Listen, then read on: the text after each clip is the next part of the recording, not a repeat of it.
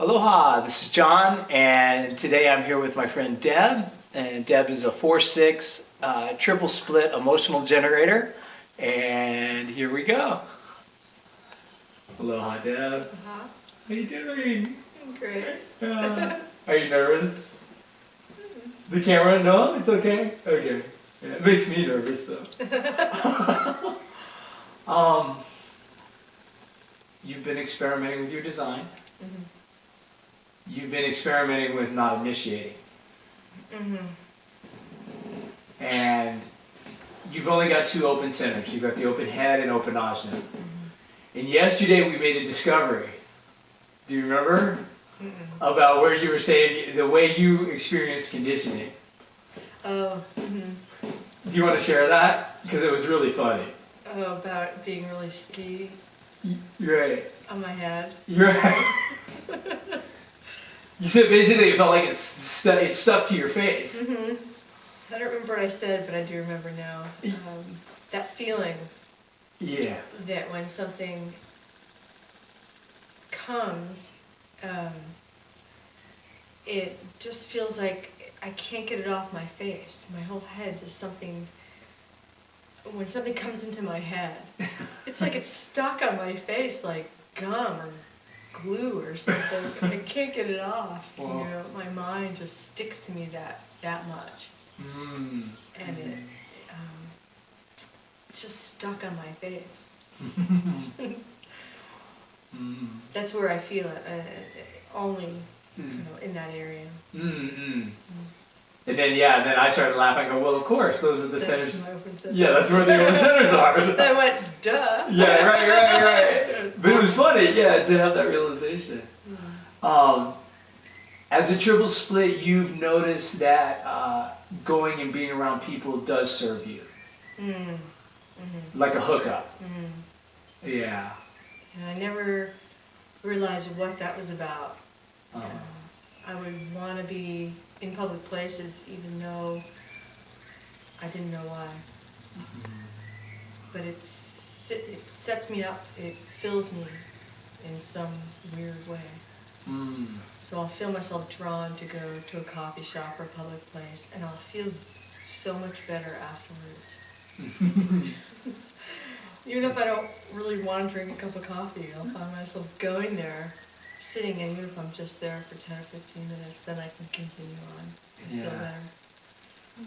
And you've had lots of experiences now, or we've talked about at least a few, where your mind thinks you're going somewhere, and the body goes in a totally different direction. Exactly. Isn't that trippy? It's bizarre. My mind will say, well, you don't want to go there, you don't want to drink coffee, you don't want to do this, and then I'll get in the car and I'll end up at the coffee shop. I'll be like, that's not where we were going, that's not what was on our agenda. And I'll just end up there. And even if I don't drink a cup of coffee, I'll sit there for 10 minutes and I get hooked up. It's like a junkie that needs a fix. Yeah. I feel better, and then I can continue on. It's like being hungry, getting fed, feeling better, and then moving on. And I never really understood what that was about before human design and that triple split. How strong that pull is to get some hookups. Do you feel with your work in the sacral, the question I'm really trying to ask is, with your work with the sacral group, does it feel like it's getting easier to access your body's awareness?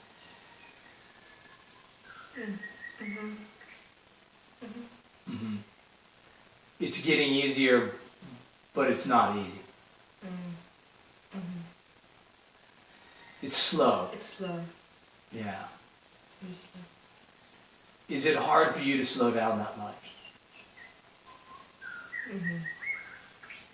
Has it been a challenge? Are you going slow now?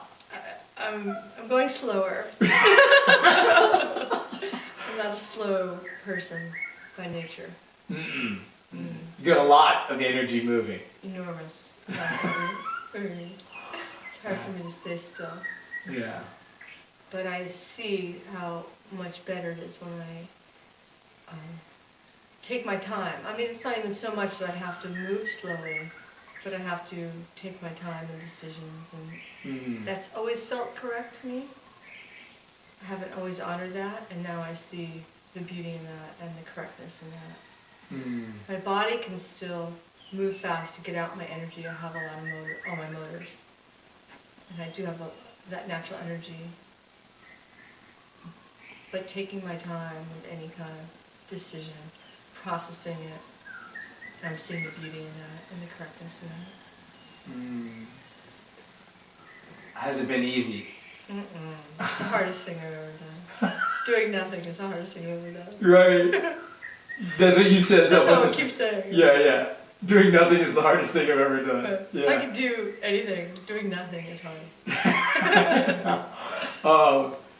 And so you do a lot of laps on the beach. I do a lot of laps.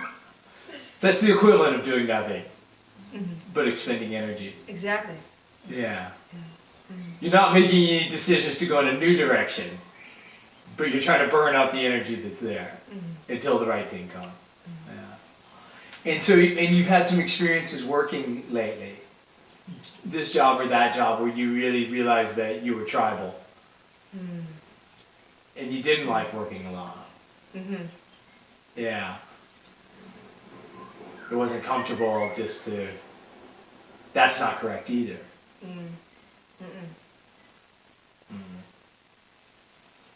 And I worked alone for many, many years. And now when I do it, it feels so incorrect. I physically can't do it. Do you still feel like you deal with a lot of mental pressure? I'm more aware of it.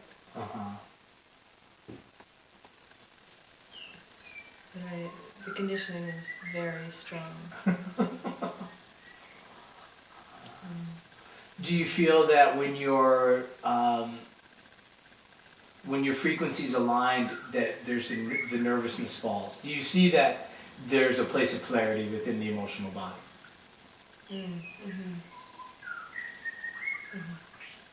Can feel it. And you feel your sacral response. You just feel it at a frequency that's slower than a lot of people. Noticeably. Noticeably. Yeah. It takes a long time for it to come. And sometimes it's very subtle. In our sacral group, I'll see some people getting their response very quickly. Boom, boom, boom. And that feels like pressure to me. The questions come quick, the answers come quick, and I'm going, whoa, whoa. It almost feels like pressure. I need the questions to come very slowly, because my response comes slowly. And it almost feels like that circuitry has to hook up before I feel a response. But you definitely do feel a pulse. It's just a few seconds later, or at and you've gotten good at holding the body's consciousness instead of letting it go to the mind. Yeah, that's taken some practice. Because even now, as we're asking questions, the majority of them, I see your eyes are down. You're in the body, and then a few seconds go by, and then, yeah. But it's not like your eyes are racing around in your head looking for the answer. No, it really feels like it's staying here. It's just sort of waiting for a connection. See, I think this is really important because this is a less usual type of sacral response that we've dealt with. I remember when we first started doing sacral questions, we had to discover how much slower it came for you. I remember telling you it felt to me like mental pressure, your questions. I didn't understand it, but I realized that it was like, wow, you're kind of giving me a headache. No, I know. I've given you a lot of headaches. You've given me a lot of headaches.